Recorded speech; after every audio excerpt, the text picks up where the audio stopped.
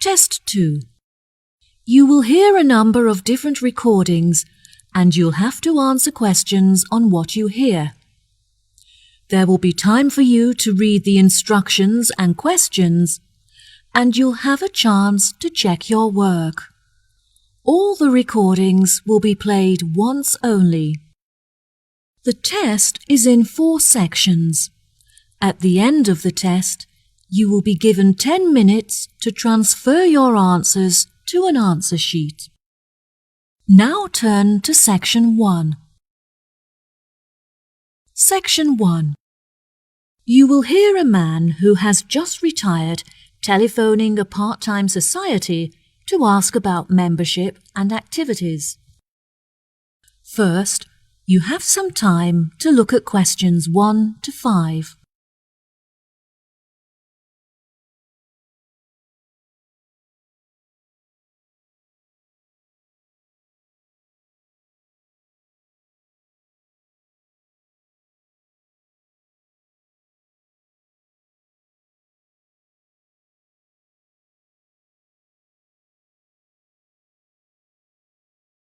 You will see there is an example that has been done for you. On this occasion only, the conversation relating to this will be played first. Hello, this is the Leighton Society. How can I help? Oh, hello. I'm just phoning you because I'm interested in becoming a member of your society, and I was wondering if you could give me some more information. The name of the society is Leighton, so Leighton has been written in the space. Now we shall begin. You should answer the questions as you listen, because you will not hear the recording a second time. Listen carefully and answer questions 1 to 5. Hello, this is the Leighton Society. How can I help? Oh, hello. I'm just phoning you because I'm interested in becoming a member of your society, and I was wondering if you could give me some more information. Of course. What would you like to know? Well, first of all, I'd like to know where you hold the club meetings, as I'm not very mobile anymore, and I'm looking for somewhere that's within walking distance of my house. Are you still down at the old boathouse? No, we moved away from there a while ago. Meetings are now held at the clubhouse. Oh, brilliant. That's only 5 minutes from me. Do you require members to have any skills or experience? No, there is no experience required. We have plenty of female singers and actresses, but we don't have many men who can play the male roles. We are looking to resolve this, and are especially interested in recruiting male actors and singers. I've never sung professionally, but I'm very keen on it, and I've been told that I'm talented, so I think this would be a good fit. Do you organise coaches to transport members to practice at the theatre? Unfortunately, the club does not have sufficient funds to organise transportation, though this is something we are working towards. We are currently looking for members who can drive so that we can organise car sharing. Members who are able to shuttle people in their cars will obviously be compensated for their petrol usage. I don't drive, but I'd be happy to contribute some money in order to use the shuttle services. Yes, that is no problem. Are you aware of when the meetings take place? No, I couldn't find the meeting times on your website. We hold meetings from 6 to 8 p.m. every Tuesday. Ah, that's lucky. I go to a debating club every Wednesday, so I'm glad that it's on a different night so I can attend both. Do you operate year-round? We used to close during December for the Christmas period, but we found that a lot of members wanted to continue their practices during this time. We operate for most of the year, but we do, however, close for August because the weather gets so hot that we are unable to practice comfortably. This may change when we have enough funds to operate the air conditioning. Before you hear the rest of the conversation, you have some time to look at questions 6 to 10.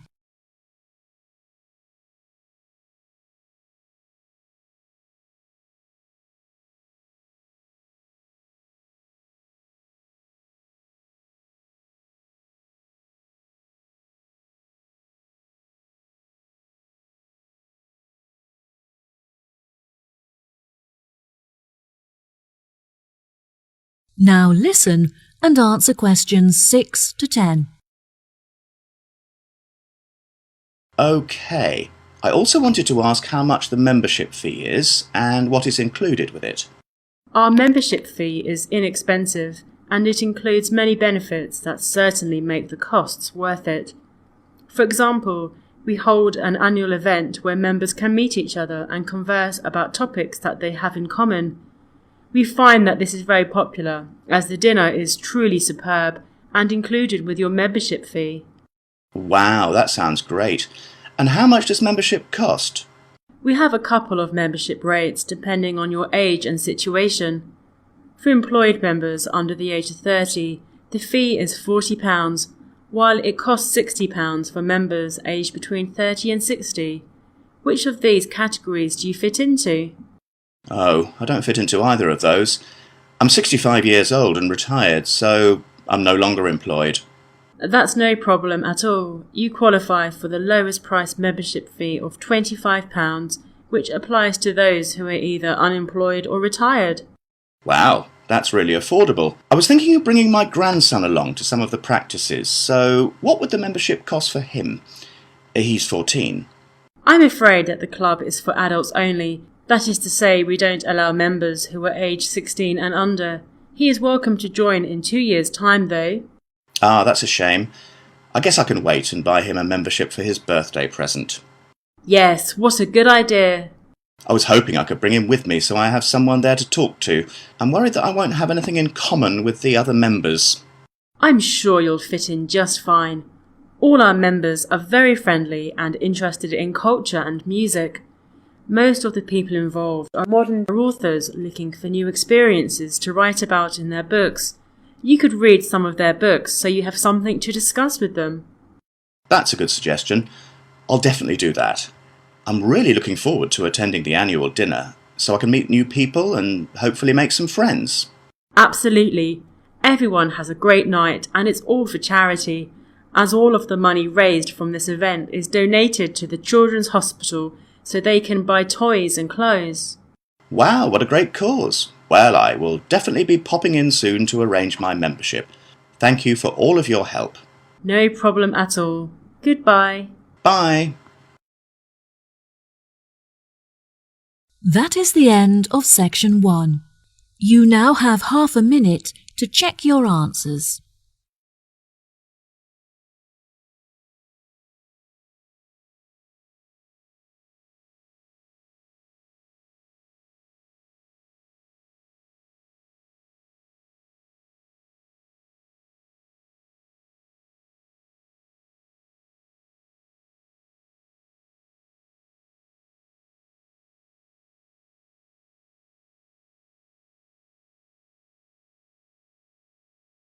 Now turn to section 2.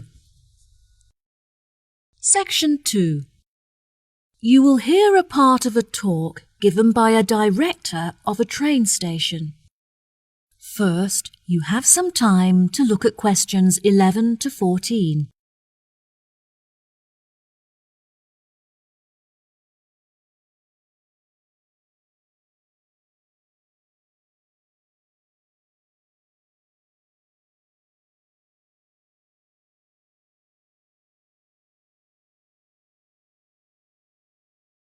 Now listen carefully and answer questions 11 to 14.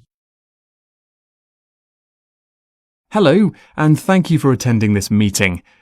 I have called it to discuss station matters, as there have been a number of changes made, and I want to ensure that you are all filled in. Well, as I'm sure you will all have heard, there are plans underway to make some alterations to the station complex. Though we did the reconstruction work that occurred last year, from the data collected this year, we have learned that our station is too small to cope with a large number of visitors passing through it on a daily basis. However, relocation is unnecessary, which means you, our staff, will be unaffected and can continue with your work as normal. We have decided that our only option is to make the area bigger by building new platforms and new facilities, such as cafes and lounge areas. We have already purchased the site on which these new facilities will be constructed. We had initially planned to build on the site of the old industrial buildings. However, Tests carried out on the soil and water showed that it was too highly contaminated with waste from the industrial processes. Instead, we have purchased the site just across the road, on which there used to be a lot of houses that were later converted into shops. These buildings will, of course, be demolished to make room for our new facilities. What is going to be built on this new site? I see you thinking to yourselves. There have been a lot of ideas put forward by all the parties involved. Initially, the station had planned to use the site as a car park. However, we decided this would be a very unsatisfactory way to occupy the space.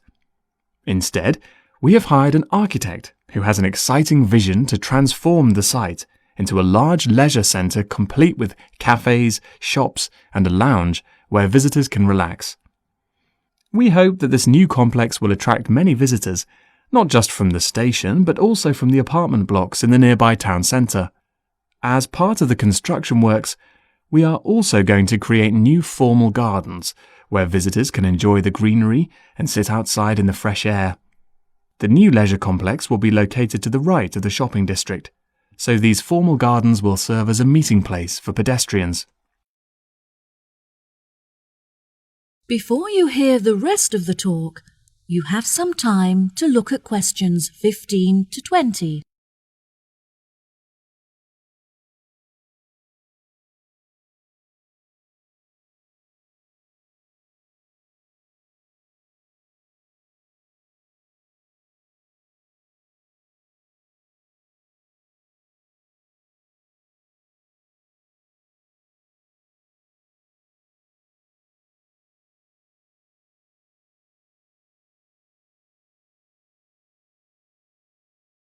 Now listen and answer questions 15 to 20. Now, I'm delighted to be able to introduce you all to the plans for our new complex, so if you could please focus your attention on the maps in front of you. We will start at the main entrance and make our way towards the cafe, which is located behind the wall that we can see directly in front of us, just next to the rear entrance. In this position, the cafe is obscured from the entrances, which will keep the space warm and also create an intimate atmosphere. Once visitors arrive at our station, they often need further transport in order to reach their homes. Therefore, we have introduced a taxi rank with its own waiting area. In order to reach these facilities, the visitors must simply leave the complex via the rear entrance and turn left. Visitors who have travelled to the station by car can leave it in the car park for a small fee, which is located just outside of the rear entrance to the right. At present, our station does not have an internal seating area for passengers, so they are forced to wait for their trains outside on the platforms, which can be particularly unpleasant during the winter. We have, therefore, decided to introduce a passenger waiting area inside the new complex to the right of the rear entrance, with comfortable seating where passengers can pass the time comfortably in the warmth. As this space is a distance away from the station, we have also proposed a waiting area for wheelchair users that is closer. As visitors enter through the main entrance, this space will be located behind the wall to their left. Finally, we have also decided that it would be a great idea to introduce a new tourist office, where visitors can get maps and information on our wonderful town. We want this new office to be easily accessible, so visitors entering through the main entrance will find it directly to their right. Now, I think that's all I have to tell you. Please feel free to ask any questions if you would like to know anything else. That is the end of section 2. You now have half a minute to check your answers.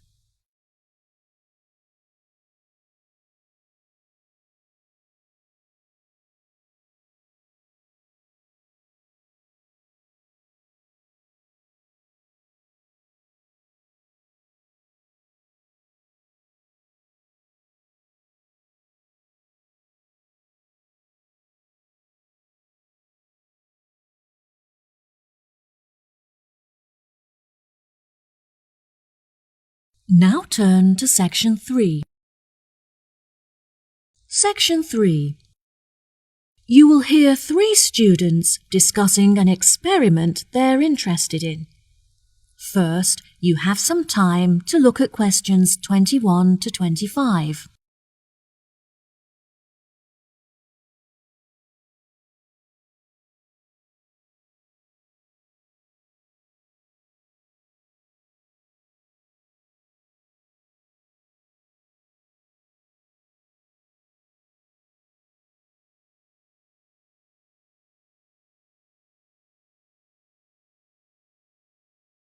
Now listen carefully and answer questions 21 to 25. Oh, hi Jen and Irene. Are you two heading to class? Hey, Bill. Yes, we're just walking there now. We're a little bit early, but we wanted to prepare our apparatus for the experiment. Do you want to walk with us? Yes, sure. It'll be good to catch up. How is everything going with your experiment? Have you decided what your test subject is yet? It's going really well, and we're conducting the test as laboratory partners. We've decided to test the effects of gravitational force on a series of objects with different densities. It's interesting, but it's a lot of work. I've been planning the experiment for the last 2 weeks, and I only finished yesterday. Gosh, Irene, I'm really impressed by how hard-working you are. I enjoy chemistry so much that it doesn't feel like work. Whenever I have some free time at the weekend, I spend it in the laboratory working on it. It almost feels like a second home to me. How about you, Bill? Who is your laboratory partner? The tutor partnered me with Kim. At first I was worried because I've never worked with him before, and I was worried that he wouldn't be very good at laboratory work. But actually, he's very capable. I've noticed that he's always very well dressed. Yes, he's very stylish, and we share the same tastes in clothes. That doesn't stop him from getting his hands dirty, though. He's a very hard worker and makes a significant contribution, which I'm really grateful for. It's good that you get on well with your partner. It makes the experiment so much more enjoyable when you work well together. What do you think of the other people in our group? A lot of the boys are really good at maths, which is really helpful with all the calculations we have to do. Irene is good at maths as well, which makes her contribution really useful because she can do all the equations. I take care of all the writing because Irene finds that difficult. We'd probably fail without each other's help. That's true. I'm so glad that we're nearly finished. Only because you finished the data analysis. Oh, Jen, you give me too much credit.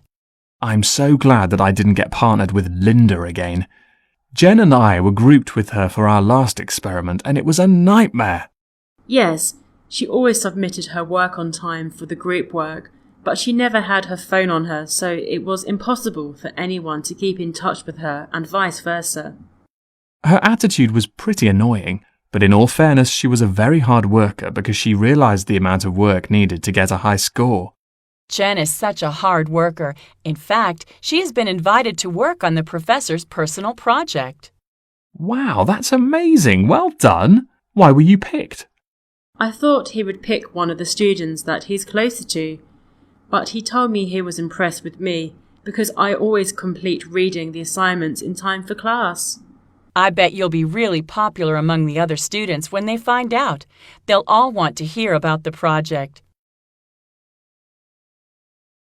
Before you hear the rest of the conversation, you have some time to look at questions 26 to 30.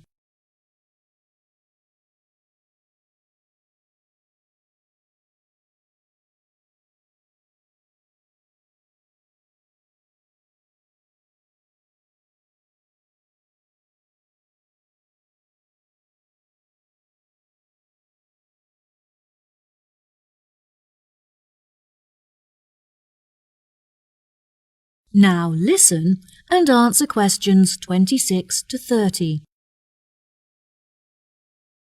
You should give everyone tasks so that they have the opportunity to participate. That's a really good idea, actually. Will you help me decide who to assign each task to? Of course. Now let's see. Well, as Irene finds writing difficult, perhaps it would be useful for her to practice that by doing the bibliography. I think the bibliography is a bit long for me. I think I'd be better suited to the methodology. Yes, that makes sense. Bill, you've told us that Kim is a hard worker, so I think he should be tasked with the conclusions, as there is quite a lot of effort involved. OK, sure. I know that Kyle hasn't been feeling well, so he should take care of the abstract and the acknowledgement, because there is very little work to be done for those tasks. Jen, do you want to review some of the literature? It's a lot of work, but I know that you really enjoy writing, so I'm confident that you'll do a good job. Sure, sounds great. Right, so that leaves the bibliography and the discussion to assign. I think that Linda will struggle with the amount of work involved in the referencing, so perhaps I should take care of that task, and she can do the other one? That's great, guys. Thanks for your help. I'll tell the tutor when he arrives. That is the end of section 3. You now have half a minute to check your answers.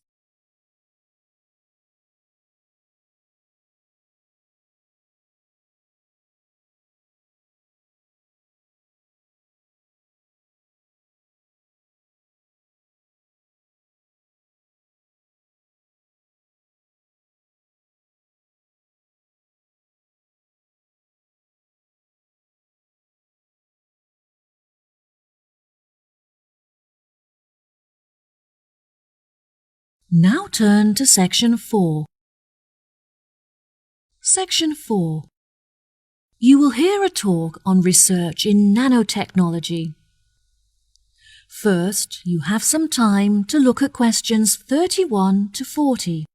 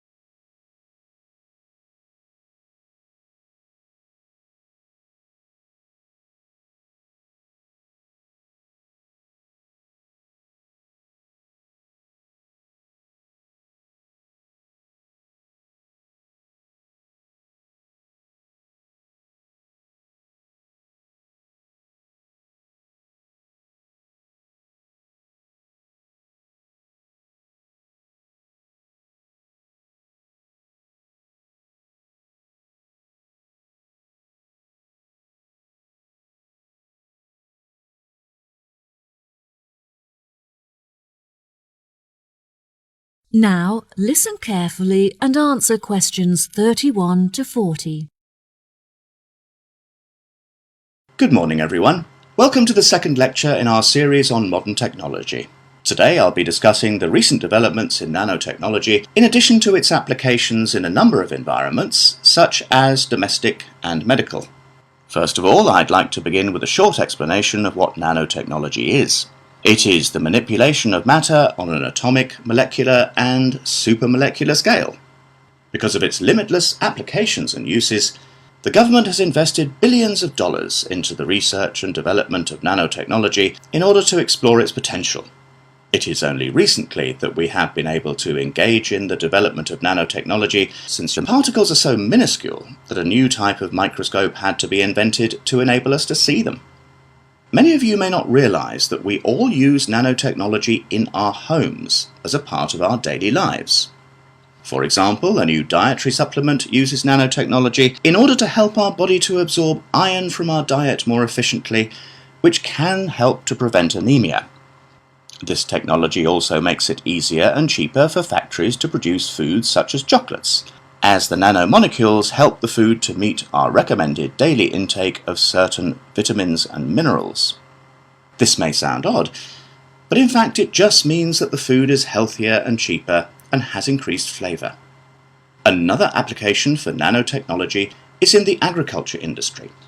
In the past, farmers have been using many artificial chemicals to fertilise the soil, which is extremely bad for the planet, as it contaminates the water that we drink. By using nanotechnology, scientists have been able to develop a spray which increases the efficiency of fertilizers that occur naturally in the soil. This means that a lot more food can now be produced per square hectare, making it cheaper and more efficient to grow without harming the planet. One of the industries upon which nanotechnology has had the biggest impact is the production of pharmaceuticals. One of the most commonly occurring illnesses is food poisoning, as many foods have naturally occurring contaminants that can be harmful if eaten without being thoroughly cooked. Nanotechnology makes it possible for us to sterilize the food and make it safe to eat by killing these bacteria. A major success in the use of nanotechnology in the medical field is in the treatment of cancer. Researchers have found that they can attach medicine to nanoparticles, which are then injected into the body and enable the therapeutic drugs to be absorbed into the veins. These drugs then travel throughout the blood system and target cancerous tumours. Scientists have also discovered that certain metals contain nanoparticles that have antibacterial qualities with the ability to destroy over 650 types of bacteria. These metals are used, for example, on fridges to prevent the growth of bacteria. They can even be woven into materials to create clothing that is self-cleaning and has an attractive metallic appearance. The most popular of these materials contains silver, which naturally has the strongest antibacterial qualities. These clothes have a special tag on them to show that they use nanotechnology, so keep a lookout for them next time you go shopping. Another observation made by some researchers showed that certain types of nanoparticles called splifferines can destroy fat tissues and therefore stimulate fat loss without the need for dieting or exercise. They are currently developing a supplement that can be ingested in order to help dieters with their weight loss programs. It is predicted that these supplements will be on the market by 2020. I would like to finish today's lecture with a final example of a domestic application for nanotechnology: cosmetics. Nanoparticles are used in many makeups and body lotions, but they have the greatest effect in sun cream. Ultraviolet rays given off by the sun are a serious cause of skin cancer, but the nanoparticles in sun cream protect the skin against the sun by blocking the ultraviolet radiation from entering the body. This is why you must always wear suntan lotion on the beach. Now, I'd be happy to answer any questions you may have. That is the end of section 4. You now have half a minute to check your answers.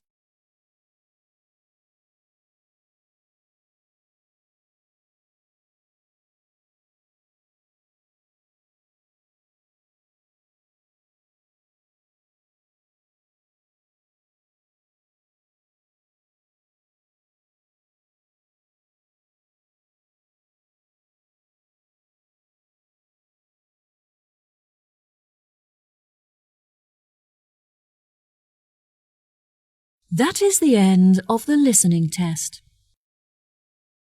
In the IELTS test, you will now have 10 minutes to transfer your answers to the answer sheet.